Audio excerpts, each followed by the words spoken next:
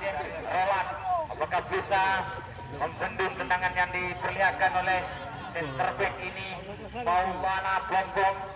Sementara unggul 1-0 Sugasan Pangeran, kemana yang akan tuju Maulana. Sempurna sekali.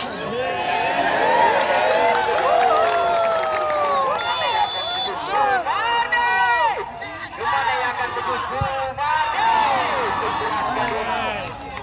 Dilakukan oleh Sumardi. Berubah kedudukan skor 2-1.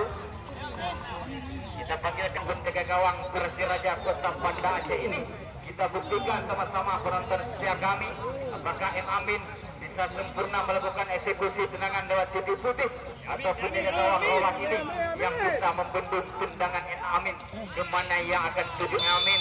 Coba mengambil gawang M. Amin. Kemana sekali dilakukan M. Amin berubah kedudukan kembali skor 2-2.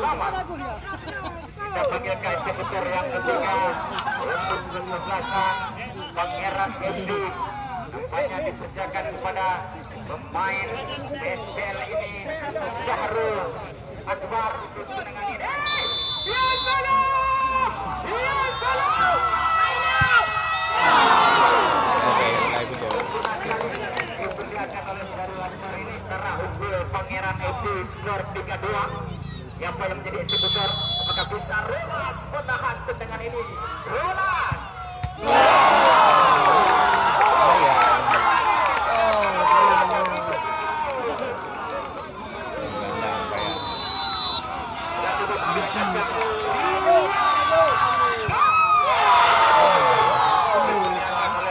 Pemain gelandang ini rupanya Roland bisa menahan tendangan yang dilakukan oleh pemain muda Balia.